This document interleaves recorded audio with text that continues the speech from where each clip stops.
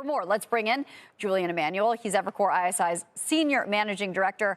You sure have rose-colored glasses on today for a market that's selling off pretty sharply. Why do you think all of this is just a negotiation tactic? To us, and it makes sense, again, is that China had to build its sort of internal, let's say, fortitude, knowing that there's a likelihood of this meeting that is due to take place at the end of the month in Asia. And of course, you know, the President Trump, as we've seen time and time again, really hits back in terms of, ramping up the rhetoric and potential threats at a time where, look, he's displeased about the fact that China isn't buying soybeans, and he's displeased, and rightly so, that access to rare earths is being limited.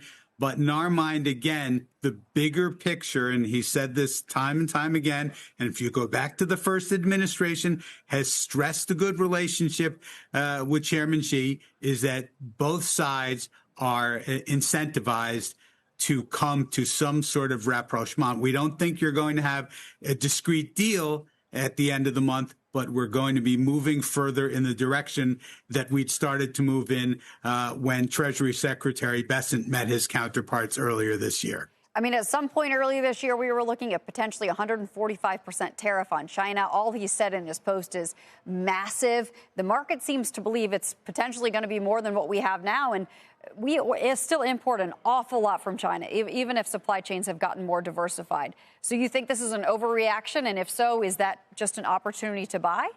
Well, so again, what needs to be clear here is that, first of all, I think given the fact that we have gone literally in a straight line higher off the April lows of 40% in the S&P 500 and over 100% in the AI semiconductors index, we as investors just have to remember that pullbacks are normal parts of bull markets, and frankly, even more normal parts of what we see invariably almost every September and October.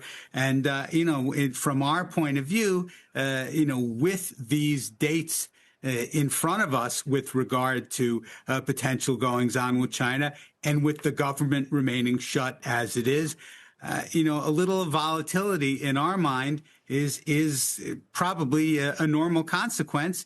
And frankly, at 26 times earnings, there's a lot of very perfect news priced in. And this is just a reaction to less than perfect news. So before the last hour or so, when all of these headlines came out that seemed, to be fair, decidedly negative, at least that's the way the market is reading them, we got notes from you talking about two major milestones in the past 10 days, reinforcing the idea that the S&P 500 target for you is bound for 7,750, at least by the end of next year. So now we do have this news in the last hour. Does that change anything that you've said about the last 10 days reinforcing that target for you?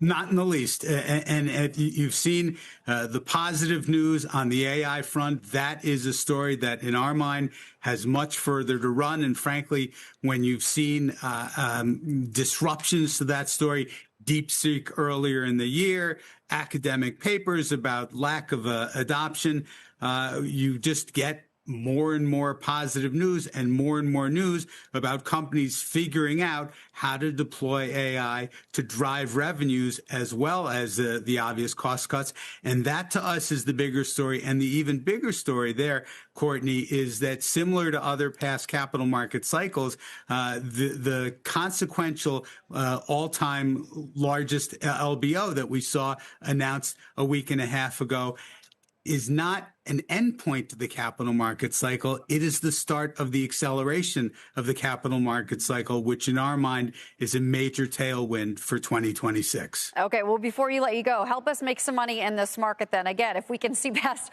all the red, we got our eye on green, at least down the line. You've talked about AI. Where do we put our money there? I know you also like healthcare, but you're saying to do it tactically. So give us some actionable advice. So from our point of view, is we have preferred, as part of a diversified portfolio that's tilted towards AI, low valuation, high earnings revision type names, and lo and behold, that is in the most unloved sector of the last year and a half, healthcare, trading at an all-time discount, 6 turns below the S&P. It usually trades at a premium.